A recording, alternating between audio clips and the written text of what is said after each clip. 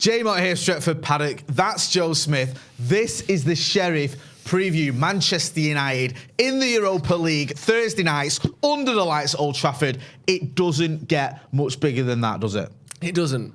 And I think not enough people are drawing attention to the fact that Sheriff is called Sheriff and their badge is a Sheriff's badge. That's class. It's class, but it's also comedy, isn't it? Like, they've gone down the comedy route for their football team. Not many teams do that. Most teams take themselves quite seriously. You know, you may see such things emblazoned, such as a devil or, you know, whatever that weird thing on... Whose kit is it where they've got, like, the man with the sun face on it? There's a football team anyway. Arsenal. That's the one. Guns, devils, you know, etc. Owls. They've gone just owls. Like, yeah, owls. Forests. Really serious trees. stuff. They've gone for just like fucking Wild West and that, which is great. I like that. I respect that. Yeah. Thank you, Sheriff. Well, I've always wanted to be a sheriff, Yeah. so I'm going to put a sheriff's badge on my football kit. I'm surprised Stephen Alson had done something like that. I'm surprised there isn't a gun on the Stretford Paddock FC badge, but let's not worry about that. That he sold let's on have a himself. look. Cristiano Ronaldo instead, shall we? Yes, let's talk Ronaldo because we've not spoken about him for about 12 minutes. The return of Ronnie, it looks like him and Eric Ten Hag have patched up their differences. From the reports we've seen, it looks like they've actually been chatting to each other or in communication over the past few days. The matter's kind of dealt with following the Spurs fallout, where he obviously left the game early. He wasn't in the Chelsea squad as a form of punishment. Now it looks like, hopefully, we can all move on. You would expect him, I know we're going to get into your predicted 11 in a little while, but you would expect him to start this game and just come back and everything, hopefully, to be okay. You would, but then also you can't forget what's happened. Like, Ten Hag, you know, surely Ronaldo, yes, he should come back in. Yes, he's training again. The punishment was dealt with. It's been served out. He's handled it. He didn't kick up a fuss, Ronaldo. You know, certainly socially, publicly, should I say? But it will always be in the back of his mind that he walked off and he did that.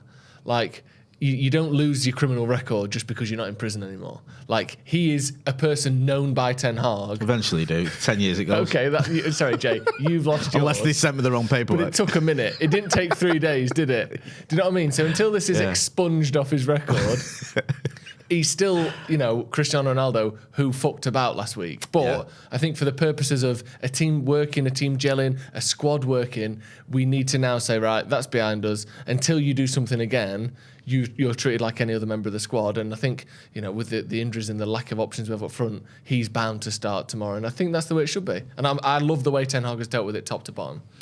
No, I massively agree with that. Sorry, I think that Eric Ten Hag has handled this superbly. Yeah. I think he's been authoritative. He's not been vindictive or made a bigger deal out of it than he needed to. And he's been straight and to the point. He was asked about it after the Spurs game. He said, now's not the time for that. We'll celebrate and we'll deal with it tomorrow. He dealt with it. He's been clear on how he's dealt with it. He's been honest with the press when he's been asked about it. Ronaldo did his statement, which was a sort of apology, non-apology. Yeah. And hopefully, like I said, like it's in, hopefully, you just want to move on. I just, you know, it's happened. It wasn't great. It's been dealt with. Let's move on. And I think that Eric Ten Hag has done everything he can to move it on. It looks like Ronaldo, fingers crossed, is doing the same. And it sets a precedent as well where now everyone in the club knows, regardless of who you are, if you mess about, if you ignore the manager's rules, if you disobey the manager, you will be dropped. And you'll be dropped for one game, and then we'll go from after that. We don't know what the next punishment is, how this sort of system works, but everyone knows now, oh shit, we can't mess about it. And if we do, it's game over. Yeah, and rightly so. This is Manchester United, and that's the way it should be. Let's talk about rotation, because you know, this is a big game because you want to win it. You don't want to, you want to try and avoid that extra game, and you know, the fixtures are building up, and we know that if you finish second, I think you have an extra game. Then extra tie. Sorry, yeah. So a home and away leg. So you want to try and avoid that. It's a big game, but it's a game that comes against beatable opposition. Yeah. This isn't a Chelsea or a Spurs or anything like that. Or even a Real Sociedad. No offence to Sheriff, but they're not of the same quality. No, they're not. And this is a team that you'd expect Manchester United to beat. So, again, we'll get into your predicted 11 shortly, but do you expect Eric Ten Hag to shuffle his pack? Yeah, and I think we need a bit of that now. I think in the league, I love that you can almost pick 8 to 9 of the starting 11 pretty much bang on. Like, I think last week I got the whole 11 right. You got 10 right. Yeah. And that is by design. Obviously, he's trying to get a team and 11, 12, 13 players that really know this system. He can trust them to do it week in, week out. And I think there's no coincidence that basically, other than, was it Fred for Eriksen, the performance that we saw for 90 minutes against Tottenham almost just flowed and continued straight into those first 30 minutes against Chelsea. I know Chelsea changed their system and that disrupted things slightly, but it felt like we were almost watching the same game. Like, do you know when you watch Netflix and you like skip to the end of the episode, and it says skip credits, go on to the next episode? It was like Tottenham and Chelsea were like, we'll skip that onto the next game. Oh, it's just carrying on from where we left off last week. Like, it was perfect. But I think in this competition and just generally, there's so many games that I think he will need to tweak and change certain things. Bruno Fernandes has played pretty much every minute of every game so far this season. I think Lisandro Martinez is very similar. David De Gea is a slightly different case because he's a goalkeeper, but Dalot could probably do with the rest. There are certain players that I don't think he'll rest all of them, but probably a few of them, even Antony, he's playing at a much higher intensity than he was used to at Ajax. Maybe we could do with changing 2 or 3 of those just to keep them fresh for the weekend, because there's too many games for everyone to play twice a week for the whole season. Fair enough. Come on, let's get straight into it then. Let's have a look at our predicted 11. We'll start with you. Get your predicted 11 up there, and you can talk us through it. Yeah, like I said, I didn't change all of those options and those pieces that I mentioned, but I've changed 2 or 3 of them. So we've got De Gea, I've kept Dalot in, Lindelof and Martinez I've kept as well, but I've took out Shaw for Malacia. I've taken out Bruno Fernandes from the midfield as well, because I just think you don't need to play every minute of every game. He's proven how important he is. I thought he was excellent against Tottenham, really, really good. I thought he was very good against Chelsea, drifted slightly in the second half, but I think a lot of the team did. But I've put Eriksen as a slightly more advanced option there. Fred and McTominay, which is not particularly inspiring, but they've won a lot of games in that role together, so they can obviously do it. And then I've rested Sancho and Rashford by bringing in Elanga, who I thought looked energetic and productive against Chelsea in those last few minutes. Ronaldo back in, as we've mentioned, and Antony again. You can't rest all of them because you end up having a disjointed, poor performance. But I think he's the one of the front 3 that can sort of keep his place and is in the best form to just carry on playing. So there's my team. There you go. Yeah, I mean, you mentioned earlier, there is a bit of rotation there, but it's still a very, very strong team. Yeah. I mean, you look at some of the players that are on that pitch, you think a lot of them would start, if it was a cup final, they'd start, and the ones that arguably wouldn't, including Cristiano Ronaldo, are obviously, very, very good footballers, and you'd expect to be far too strong for Sheriff. Going to my team's slightly different. Not massively. I've gone with a strong team. Part of my thinking here was Erik Ten Hag is there's 2 sort of ways I'm looking at it. One, I think we've been a little bit slow out of the block sometimes. Yeah. I think we've had good performances.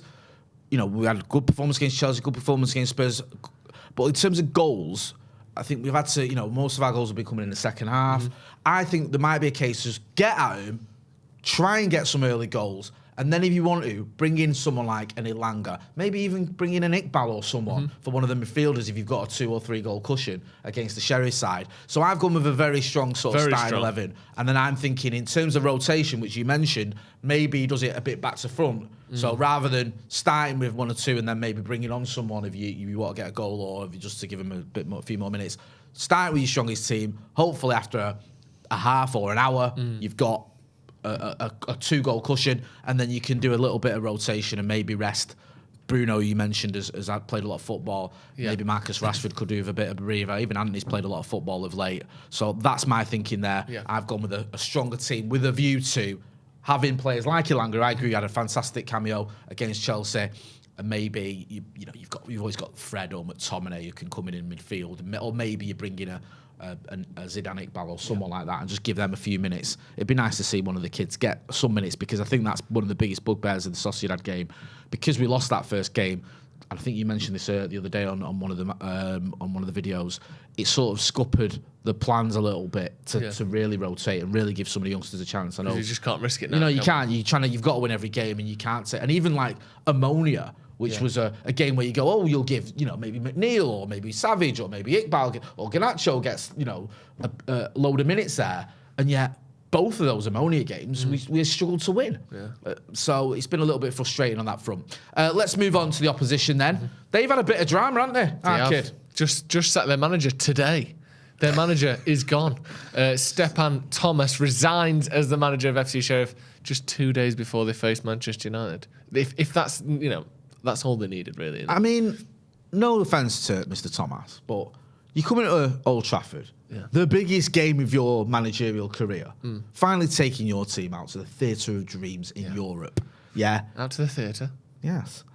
And you quit. It's on the Thursday, you quit on the Tuesday. Why not just wait till Friday? Maybe you don't like flying. Dennis Bergkamp. Yeah, maybe he's like that. Just get the ferry. You're like, oh, we're playing Man United. Oh, at home, away in England. I quit. What do you mean you quit? Can we get a boat? No, obviously not. That takes, 27 hours. I quit then. Do you reckon he quit in the middle of like the team meeting for the game? Yeah. He's like, right, lads, here's what you lot need to do. You need to do the tactics. You need to make sure you keep it nice and tight. Don't let them get at you straight from the first minute, and make sure you win all your 50-50s. Good luck. I won't be here though. I quit. I actually quit. But you lot go out and play them. Cool. I'll be nice and quit by the time. Yeah. So they're third in the group, 3 points. United on second with 9, which means basically if they don't beat us, they're out. Let's face it, it's us and Sociedad going through, isn't it? But that's the standing as it is. It's a bit weird though. They sit on top of the Moldovan national division. Yeah. So, they've only lost 1 in 12 games, winning 8. So it's not like they're having a terrible season. I don't know what's going on there. I don't know what's going on there as well. Seems a bit And odd. I would guess, because they only just lost their first league game this season, this weekend. So unless he's like, unless he made a bet, it's like, if we don't go invincible, then fuck it off. It's invincible or no for me. Do you know at school when the best players got such high standards? It used to be like, all right, if we concede a goal, you win. Next goal wins. It was like, next loss, I'm out. I'm out. I'm done. I'm not having this. Unless we go unbeaten this season, I'm quitting, dickheads. So they've lost once and he's gone. Don't worry about that loss. Don't worry about it. Man, I'm done with this shit. I'm gone. I'm out of it. The manager blamed himself for their most recent defeat. He said the players were too focused on United. So I'll offer him a distraction by quitting. Yeah, focus on this, bitches. I'm off. But yeah, they're top of the league. So very, very, very rare that a manager quits when their team is top of the league. Yeah. A stunning, stunning thing to do there by Stepan Thomas. Maybe he's been offered a better job. That would be my sort of cynical side, but that remains to be seen. But yeah, so we're playing against a managerless Sheriff, and I think we've got Villa twice in the next 4 games as well. And they've just sacked their manager. So just got a decent manager who actually knows what he's doing. Yeah, exactly. So yeah, anyway, Sheriff, there you go. That's what Sheriff are up to. Good team, but for some reason have got no manager. Will they get that new manager bounce? Yeah. Hopefully not. They lost to Hincesti in their last game. Haven't we all? Right. Is that why you got that limp? That's why I'm on them tablets. Right, should we talk about our score prediction? It's a feature of human evolution. If you go back thousands of generations, Jay, it would be like trillions of people. And there's only ever been a few 100 billion. So something's gone wrong somewhere. There's Hincesti everywhere. Right, score predictions. Go on, what's your score prediction? Oh, good question. I think finally, let's just pummel someone. I'm going to say it. We say this all the time. No, I don't know what it is. Something's gone wrong. I can see a Ronaldo hat-trick. These are the moments where the true great players, all the eyes are on him. These are the moments against a managerless Moldovan team. They're the truly great players. The managerless table-topping Moldovan team. Hey. No, and I don't mean that. I mean, this is a pivotal point in his career now, isn't it? Yeah. Because he's gone from being the most important player for the team he's on for, 15 years, 16 years, to all of a sudden, he's not even starting for Man United. I know it's not a big game for him, but it is a big game for his career and his legacy and what next for Ronaldo. I think he'll come out and he'll absolutely blitz them. So I'm going to go 5-0 Man United. I think it's going to be a big game. Ronaldo hat-trick. Comfortable win. I know they're not the biggest team, but you understand what I mean about the gravity of this situation for Ronaldo. I hope you're right. I'm going to go, I think it might be slightly underwhelming 2-0. I think it'll be a win, but you might be a bit like, oh yeah, you maybe get an early goal and you think, yeah, we'll get at him now. And you get a second, around half time, and then that's it. And you're like, could have been a bit more. And me and my mate were talking at the Ammonia game, and we were like, at Old Trafford, what's the earliest you reckon we'll leave today? We can leave today. Because, it's like Thursday night, I've got work to do. Maybe we've got a 3-goal cushion. Yeah. Leave on like the 80th minute or whatever. No, I don't usually do that. It's very rare that I leave early. But I was thinking, maybe we can. No. 95th minute, we're still waiting for the winner. It was a good goal, though. Yeah, it was. It was worth the wait. Get involved in the chat in the comments and let us know your score predictions and, of course, your team predictions, your predicted 11. In terms of score predictions as well, get your phone out. Do that. Film it in landscape and send it to paddockmatchday@gmail.com. Send that over. We want your score predictions. We'll use that ahead of the watch-along. So you'll be part of the watch-along. We'll show your score predictions before Joe and Ronaldo Brown and a secret mystery guest join you for the watch-along. Exactly. We've put that link to the email in the description. So just click on that and send it over there. So paddockmatchday@gmail.com. Thank you, Joe. Always a pleasure. Make sure you go and check out Joe Smith on the Sloppy Joe's podcast. There's one out soon, I believe. Special guest Stephen Tries on this week's episode as well. That's elite, that. I know. That's top tier. Guy's got 1.5 million subscribers, YouTubers. mate. Now I'm annoyed. Why have you not got him on Paddock? Because Joe McGrath sorted it All out, right, mate. okay, that's fair enough. I can't have a go here. You don't work for us. Right, okay, fair enough. So definitely check out Sloppy Joe's because you've got YouTube royalty on there in Stephen Tries. I've been Jay. That's been Joe. This has been the Sheriff Preview. Thanks for watching.